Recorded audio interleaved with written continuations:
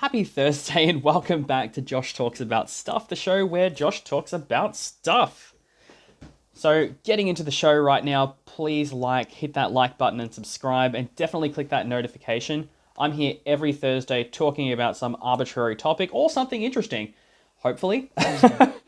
So, I was thinking about a lot of the stuff we went over last week, or the last couple of weeks, really, talking about things from relationships to insecurity, talking about the role that perspective plays. And I kind of got into this idea of, well, there's a lot of things that people sort of just accept as just facts in their life. I've gone a little bit into sort of challenging your views and challenging the way that you sort of look at life and basically what your values really come from, what your principles are, and what those are founded on.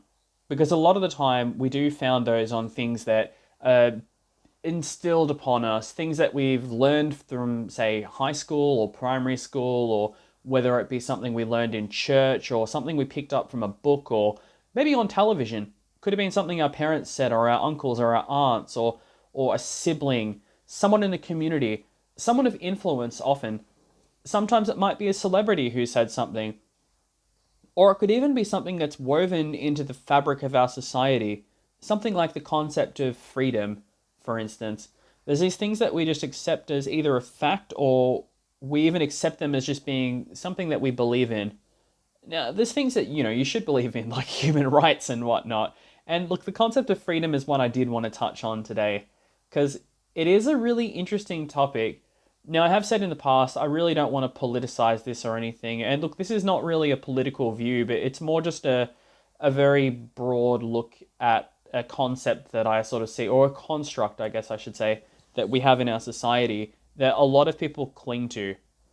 Because it is something that I find odd, because people always throw around terms like freedom of speech, freedom of expression, freedom of choice, freedom of opportunity, freedom to do whatever we want in society, that your life is up to you, that you can do whatever you want to.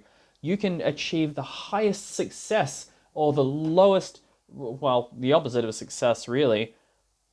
You can hit all of these points and it's really up to you. You are the benefactor of your success. You're the one who can choose. It is up to you. You are free. Then I started deconstructing that and really thinking about, well, what does that actually mean? Because there's this weird concept I've come to, which is, look, I'm gonna be blunt on this. If you don't believe any of this, then that's fine. There's no judgment here. This is really just some of this I don't believe as well. It's sort of me playing a devil's advocate and deconstructing this idea. This is not in any way a reflection of my thoughts on capitalism versus socialism or any of these different things. So I'm not going to go into that, and I am far from a knowledgeable person to get into those things either. So don't at all think that this is a political commentary or anything like that. But I guess a concept such as freedom, it is inherently a political subject to talk about. But going back to what I just mentioned, though, of how do you define freedom? How do you quantify that? And what is freedom in our society? What is freedom on an individual level? Because here's something that I was thinking about in society, and this comes back to, I guess, consumerism to a degree. This concept that we have this freedom of choice, this freedom of action, do whatever we want. Now, I sort of touched on this a little bit with perspective in the previous podcast, which really comes down to your opportunities are really outlaid from the perspective that you're coming from. This idea that we don't actually have an ability to objectively look at something. We only have the ability to look at an issue with our thoughts and experience, well, our thoughts based on our experiences that we have. And that when our perspective changes, it's usually because there's been some sort of dynamic shift happening in the background of our life, which has sort of brought that forward and allows us to see things through a different paradigm that maybe we couldn't before. An example I used in the past is if you were someone who is disabled, for instance, but you weren't always disabled. You were someone who, for instance, came from affluence and whatnot, and you never had to really work for anything because you came from a different starting position to everybody else. and you were able to do things that, the average person probably wouldn't have had the ability to do. You were able to do things like go to medical school or something like that because you can afford the $90,000 or $150,000 medical school fees and whatnot. Like at that at that tertiary level like that, you're looking at what, like a minimum hex debt of $90,000, which is a lot for the average person. And whether you can actually afford to, play at that level or not, that's going to be something that can inherently impact your ability to succeed. So if you're a person who's come from that affluent background and you're starting at a much further starting position than someone else, then yeah, your perspective is going to be a little bit different. But let's say something happens in your life and you're living this life that you're not far on top, you're not the richest of the rich, you're not the 1% or something like that. But let's say you're in the upper middle class and you've grown up in Turak and whatnot, and you've had a bit of a leg up. You've had parents that have, or maybe family members or whatnot, or you've just been lucky on investments and whatnot, and you're a little bit okay. You got some money to you, and you're able to leverage that for loans on things, and you can get to, better places where you've got a house and you've got all these things, and you've got an income to support that, which is great. But let's say something happens and you've had an acquired brain injury, or let's say you had a car accident and you've lost both your legs, or something happened, or you've got unforeseen medical costs, or maybe you've got like a child who has very high needs, and then that's going to impact that. It's really going to impact your ability to financially cope with that. Now suddenly certain goals that you may have had aren't possible anymore, and the way that maybe you're a person that never had to actually ask for help, now because of this diminishing returns on your income, that maybe your expenses at that level that you were living at, you can't actually meet those expenses anymore because your income is suddenly quite significantly dropped. Maybe there was a big recession and you just fell between the cracks. And these are the things that really sort of change your mindset. But I started thinking about where freedom fits into that. And I thought, what's interesting to me about this concept is, let's strip this all the way back to just the definition of freedom and what that really means. Because what I used to think about was, we're free within the confines of society. That there's certain things we're free to do and certain things we're not free to do. We're free to have an expression or an opinion. We're free to be able to dress ourselves the way that we like without being vilified. We're free to express our culture. We're free to talk about different things. We're free to do different actions and whatnot. What we're not free to do is things that might impact someone else's freedom. We're not free to keep a slave. We're not free to do any of these horrible things. We're not free to assault someone. We're not free to slander and drag someone's reputation through the mud for some sort of arbitrary reason or spite. These are the things that our freedom is sort of, it's curtailed around these things. And I think that's all right. But then I started looking into this deeper and I thought, okay, but I also, how do I even phrase this? So there's also another part of freedom that I thought was quite interesting though, which is this idea that, okay, I'm free to do anything I want to, right? Except nothing is free in this society. What I mean by that is everything has a cost. I'm not free to just wander into the woods and just build a log cabin and just live off the land and hunt and so on. It's not that I'd want to do that personally, but someone else might. And that might be the old, the old American West type thing. But the thing is, I can't do that because everything is owned now. First off, I would need to buy the land. Secondly, I feel like I'd probably need a hunting permit or something like that for it as well. And then on top of that, I can't live in society where or more the fact that society won't accept me living without, running water and plumbing and sewerage and whatnot from a health and safety point of view. So I'm not really able to do that. What I'm able to do instead, though, is I'm able to purchase my own property. Maybe I might buy something rural. Maybe I might set up my own plants and I might have solar power and whatnot. And then I can live off the land and I can, make my own crops and raise cattle and I can do all of those things within that confine of society. Except is that really freedom though? Because the barrier of entry to that freedom is quite significant.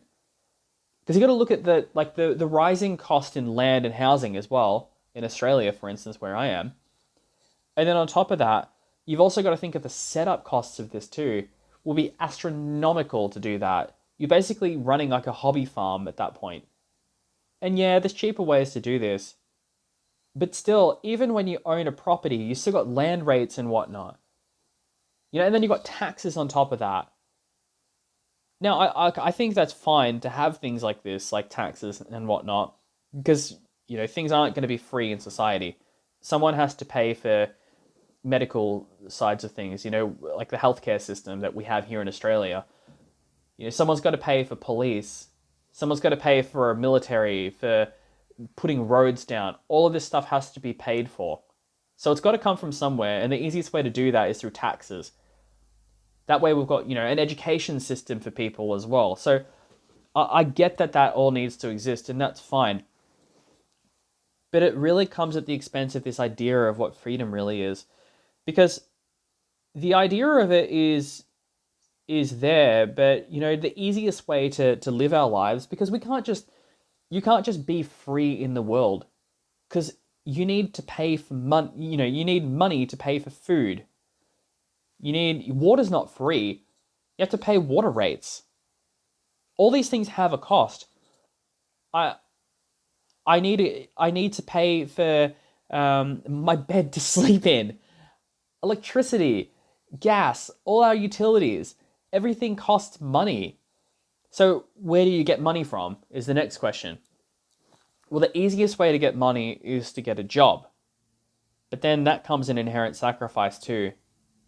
Because when you're in an employment scenario, when you're working, there's this concept where essentially everything is about, the image of the employee, because you are a representative for the company. Whether you're working at, say, you name it, like a retail shop or a furniture place or a place that sells, a real estate firm or whatnot.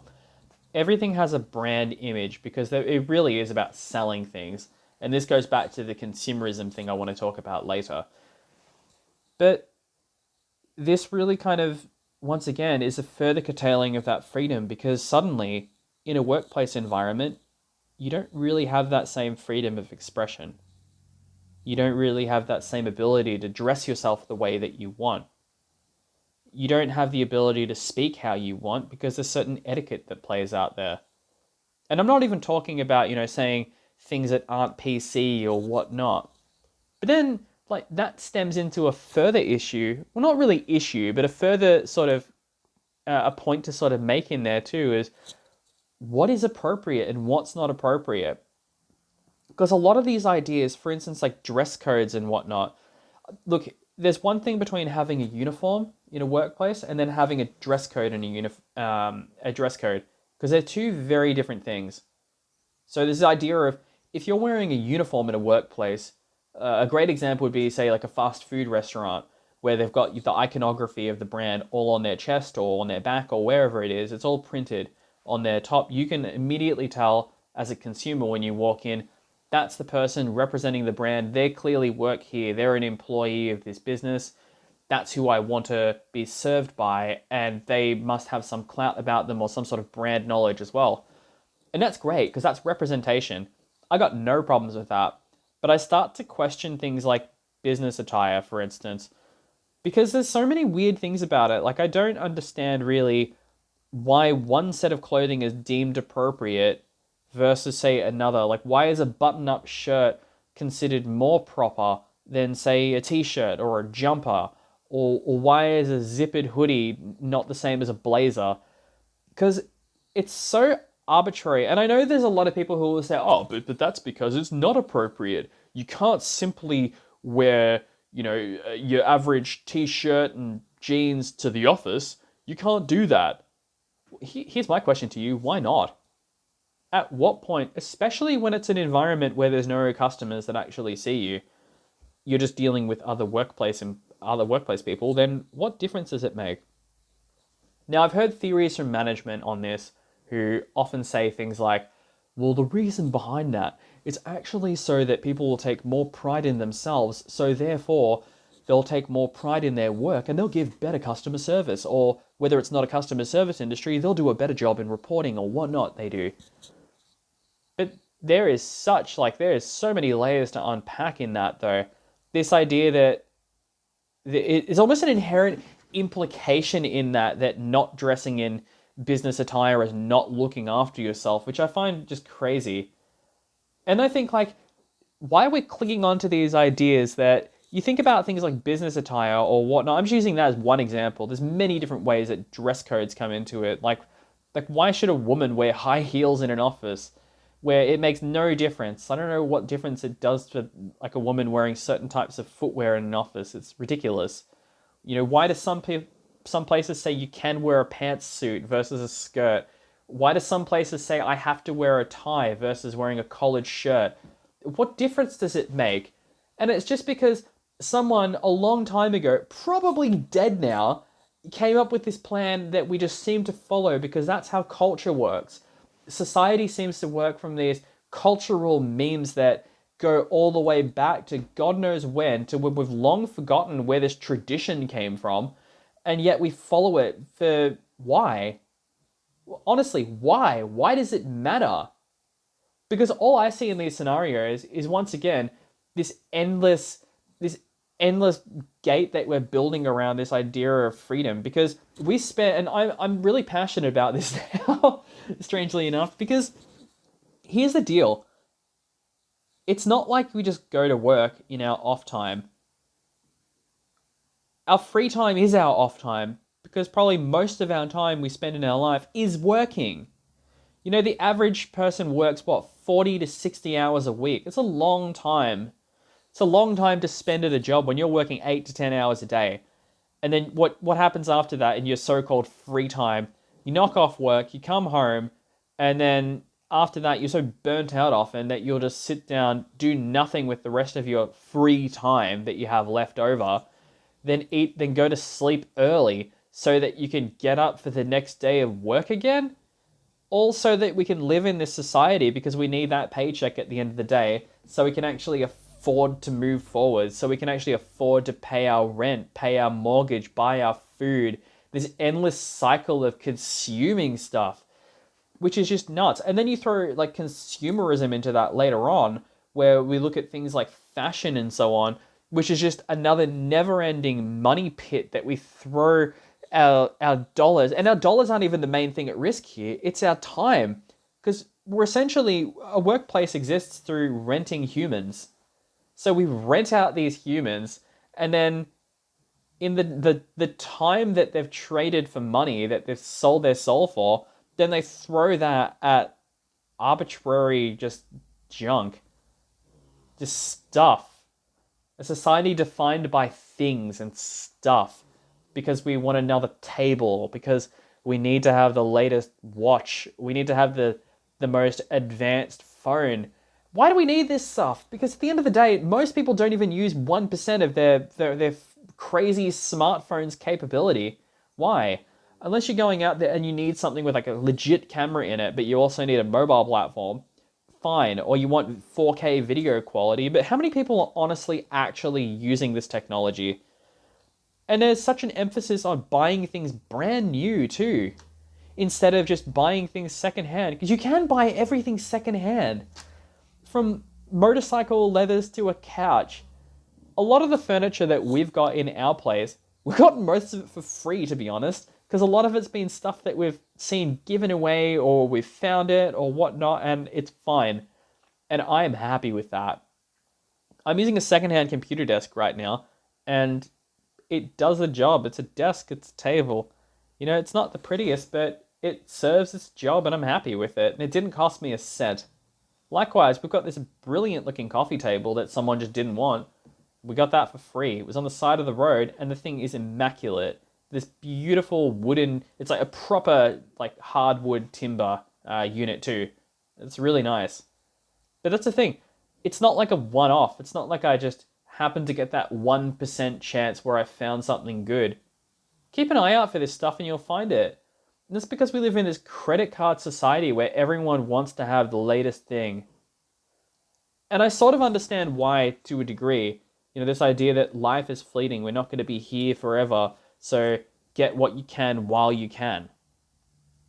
But all you're doing is locking yourself into this debt trap of society, this this machine that doesn't care about you. Because a lot of these companies you work for, that you slave away your entire life for, yes, you're reimbursed in money for it. You get a financial reimbursement that you can use to spend on whatever. That's great.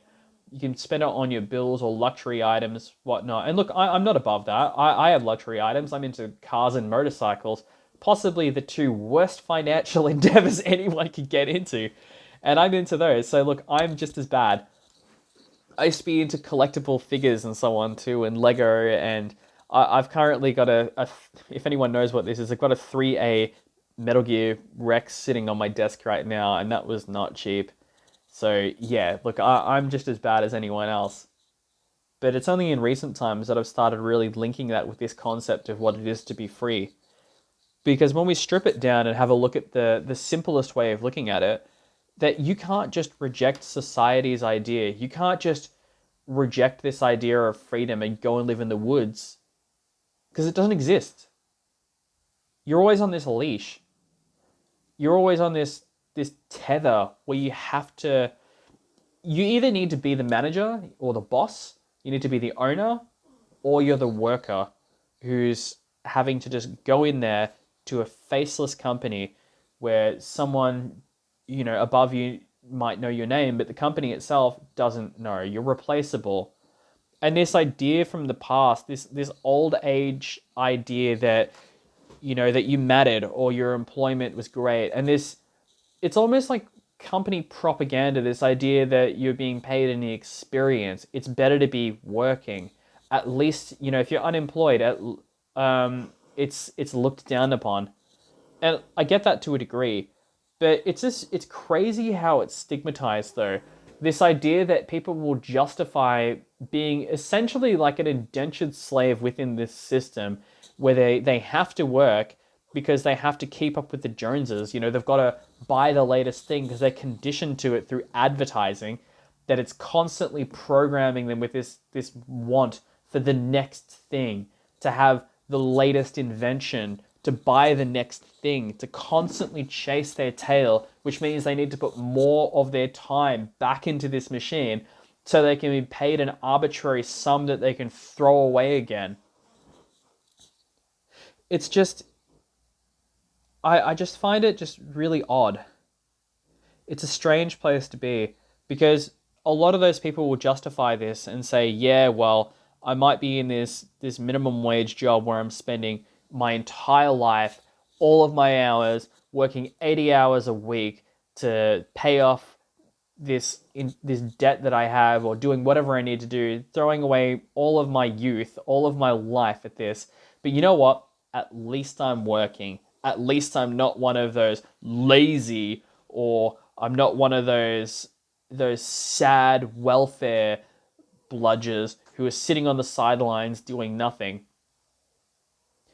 And I stop and think, yeah, well, you are contributing to society, which is good, and you're making everything tick. But then again, you're also just a replaceable cog in this wheel. No one cares about you. I'm sure immediate family and immediate friends and so on care about you, but this company doesn't care about you. They don't care about the longevity. They want to use you as a service item within the giant machine that they exist as, that as soon as one of their parts, i.e. you, wear out, then you're chucked away, tossed aside, then you're replaced with someone else. And it's all in this idea of saving money as well. This concept that, because you see a lot of businesses do this as well, where they sort of, the second that they can save money, they will somewhere else.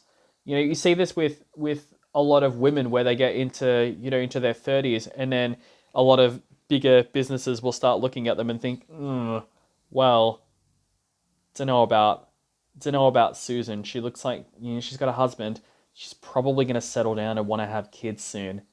Like they can make that decision for her, that assumption. and then say we might need to let her go because at the end of the day, like, we can't afford to have her on maternity leave and just not here. So they'll do things like they'll list Susan's job up for they'll list it again on a job portal along with a bunch of other people's jobs, and everyone who's in Susan's role will all have their job listed online, and the company is really just downsizing. And they'll say everyone, Susan, Michael, Angelo, everyone else, we need you guys to reapply for this job again. But they've already made the decision that Susan's going. And they'll justify it under, look, there's been budget cuts and so on here in this office place, and this is all because they can't just sack Susan because they want to save money. So what they'll do is they'll come up with this idea of renewing a contract or something. And they'll get her to apply for it again, and then just say, oh, I'm sorry, Susan, there was just another candidate who is just a slightly better. So, or they'll advertise less vacancy or less opportunities than there actually were. It's just a farce. And I guess people get so conditioned into this idea of believing in this system that it almost becomes like an ideology to them. It's something that they don't even want to have an opinion on. It's that they're so stuck on this idea that they believe in trading time in their life for money, for a dollar sign, to throw it at a new couch or a new whatever, that it becomes very difficult to have these conversations with people. And look, it is an escapable scenario, but not for everybody. And this is why I wanted to link this back to perspective. Because yeah, there are ways out of this rabbit hole. You know, you don't need to be part of that system. And there are ways to get around it, because the way that this system sort of works with this corporatization of everything is that, yes, you can be the person working in the machine. You can be that cog, and you can be the person who's, you know, sitting at that low rung for an endless amount of time because you never earn enough to get out of that hole again. There are ways around that. There's a few different ways.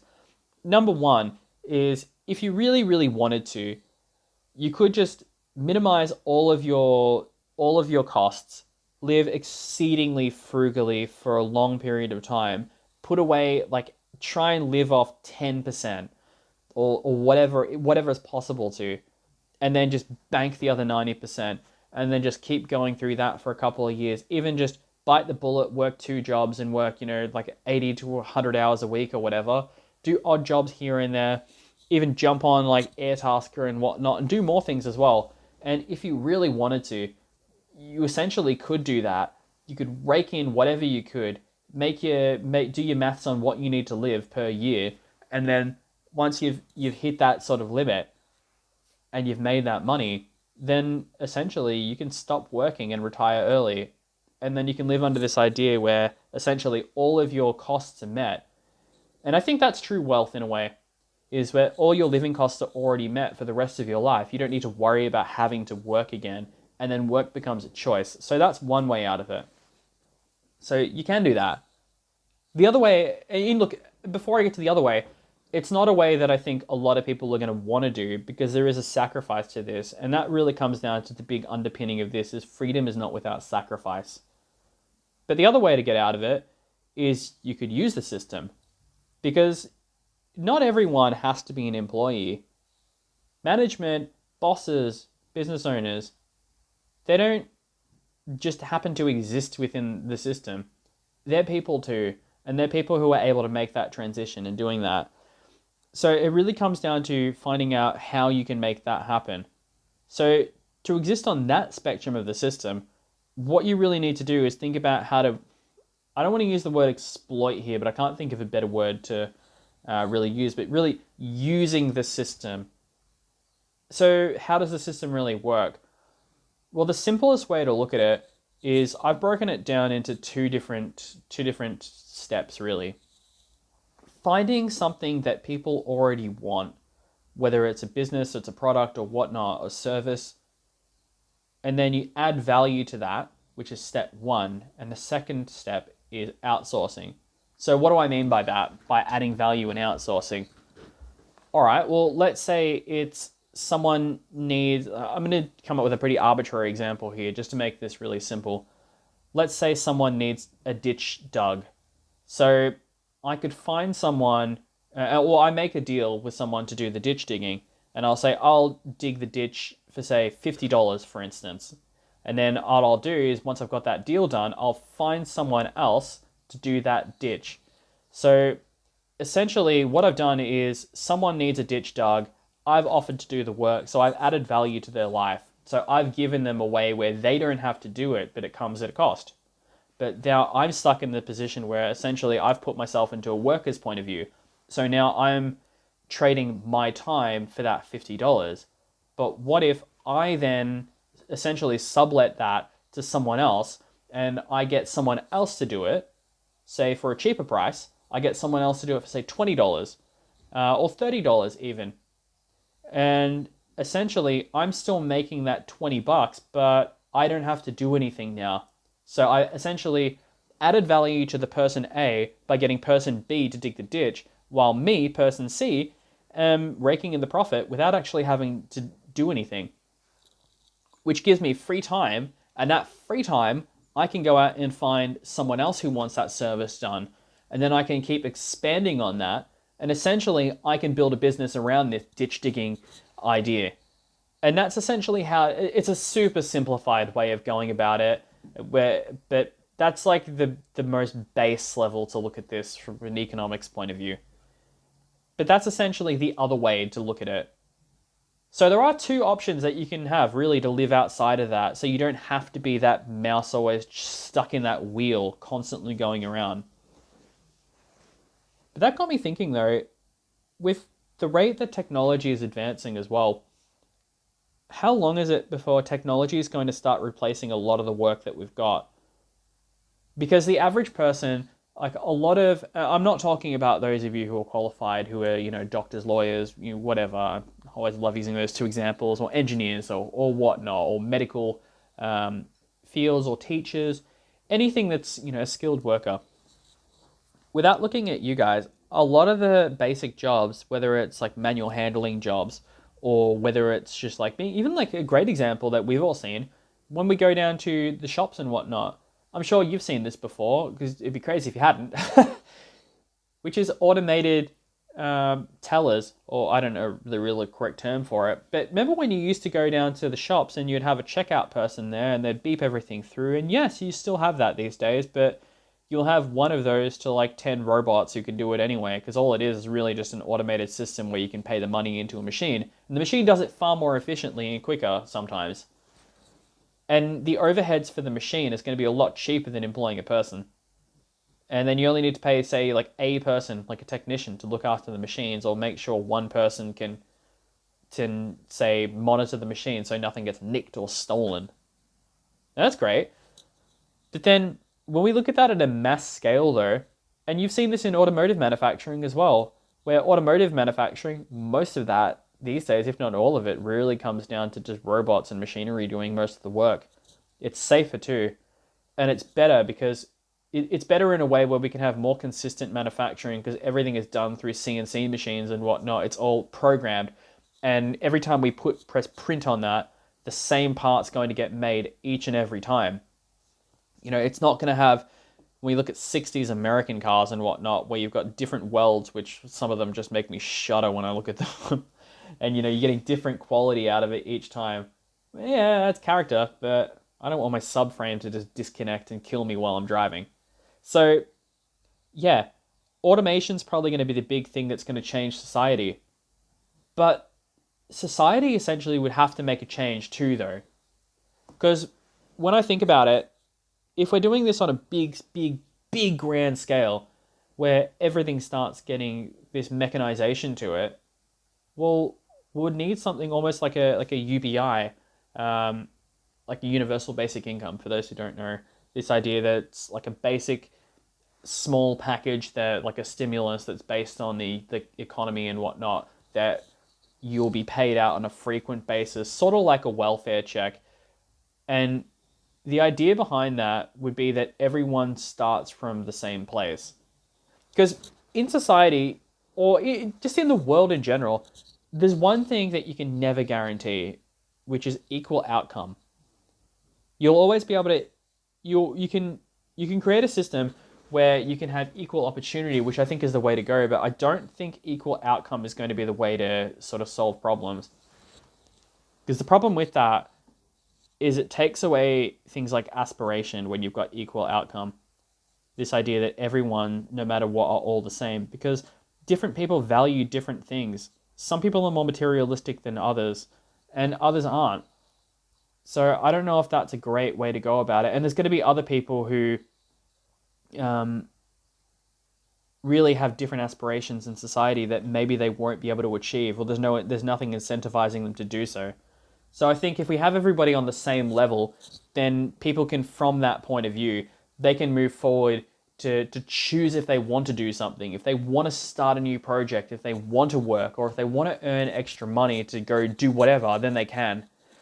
But there is an inherent issue that comes with that too, and that's something that the whole equal starting points and opportunities comes from too, which is an issue I have with it, which is not everyone does start from that, because I think income, there's more to equal starting places than just income. Because your opportunities, this is something I covered in perspective to a degree, but your opportunities are really going to be given to you based on where you come from. Well, what do I mean by that? What I mean by that is if you're born with, say, palsy or something like that, then you've got an equal income that you can go out there and achieve whatever, but you're probably, I'm not saying that you can't, but you're going to have a significantly harder time becoming, say, an athlete, or you're going to be significantly harder pressed, or if you've got a speech impediment, you're probably not going to be doing customer service to the same degree, and you're probably not going to have the same opportunities for rising through the ranks with, say, a stutter or something like that. Or what if you need to pay money for speech pathology to try and help you function through society better? Or what happens if you've got a child with, say, autism, and then you've got the extra, you're not going to be able to work as much because they might be quite, higher needs or higher dependency compared to, say, the family raising a child who doesn't have an autistic child. And that's going to be very difficult, and it's going to be very challenging for that person to have even though they might have they have the same basic income, ultimately they might not have the same opportunities as everybody else, because a lot of that basic income they've got, that might go towards caring for their dependent, or maybe their ability to work is now slashed because they've got someone who's very high needs that they need to be with 24/7, or they might have, there's a plethora of reasons there that I got into. But yeah, look, it is something to sort of think about. It's kind of funny I'm talking on the subject of income and money and whatnot, because that is linked to something else I wanted to say too, which is the car project that I've got, that is on hold. So the MX-5, I've gone into what I want to do with it before, and that's great. None of that's changed. There are a few little things here and there I want to sort of tweak on that too, and refine some of the plans, but that isn't really going to come together for probably quite a while now. With COVID-19 and employment opportunities sort of changing how things are, being able to get my front end assessed on that car, that's going to be a while too. So I foresee that's going to be more of a long-term project. So I decided that's something I want to really dedicate 2021 to, and do it over the course of, say, 12 months or maybe even 18 months, and just make it a slow project that maybe we'll chip into over time. But certainly at this point in time, that's going to be on hold for quite a bit. One thing that's not on hold for, and it actually sped up quite a bit though, is I am currently holding a GoPro right now. So, I got this donated from a wonderful family member. I'm very excited about that, so big thank you right there. So, it does need a little bit though. I do need to get an SD card for it. It is a hand-me-down, so it's not new. I've got to get an SD card for it. I also need a mount. Now, I've been thinking about how to rig this too. I was contemplating doing a chest rig because it's easier to ride with, but I really don't like the idea of the camera being in a fixed position most of the time. So what I want to do is, I think I'm going to go helmet mounted, and that way you can sort of I can look around, but I've got to work out how I'm going to mount it. So I've got a HJC helmet, but the vent on the helmet, I can't just mount it on the chin. So I'm going to have to think of a bracket system for that. I've seen a few that are available, but yeah, we'll work it out. We'll get there from there, and I'll be able to make some videos, some ride videos. I'm really excited about that. But not just that too. I like the idea of getting out and riding too. It's been actually 3 weeks since I've been riding my bike again. Yeah, which is weird for me, huh? Normally always on my bike. The reason for that though is I had a stupid accident 3 weeks ago where I accidentally launched an axe into my hand, or a small hatchet, and I don't want to go into the big details behind that, but yeah, it wasn't fun, and I've had a lot of stitches in my hair that I've gotten taken out and slowly healing up. But went for my first ride today. I've got enough flexibility in my hand again to actually use the clutch. So yeah, it felt good. Only went for just a quick 15-minute burn on it just because I didn't want to push the boundaries or anything like that and tear the wound open. But it feels good jumping back into it again. But yeah, so that's something for the future. I've also got for the audio on it too. I'm a little bit unsure of how I'm going to handle that. So I have a Cardo Smart H intercom system on my helmet currently. So what I was thinking of doing is maybe recording the audio separate on that just through voice recorder, because I've got a wired mic in my helmet and the audio quality on it's pretty good. Doesn't pick up any wind noise either. So as long as I keep the vents on my helmet closed, I reckon I can probably do that and then just run that on a separate track to, say, the video, and then just link it back up in post and then go from there. So yeah, so a bit of a recap on today. Had a look at a few things today. A bit more of a rant than I thought about. I guess, look, it's not really my thought. Don't think about this as like a big thought about my issues with capitalism or anything like that, or corporatism. But I do think that a lot of that in society is really geared towards this idea of constantly just chasing your tail through trying to get the next best thing. And this idea that we never really are free. You know, when we're in those workplace environments, we have to dress a certain way. We have to act a certain way. We need to use certain speech within a workplace environment.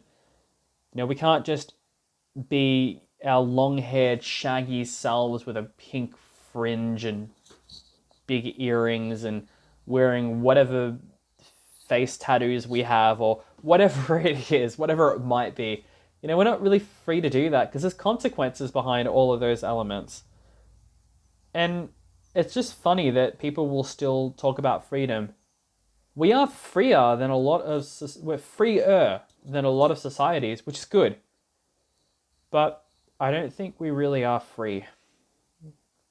So, look, guys, it's been fantastic. Thank you so much for listening. I'll be with you again next Thursday. And remember, always, every Thursday, we'll be here launching pretty much after midnight every Thursday. So join us again next week and we'll have another chat.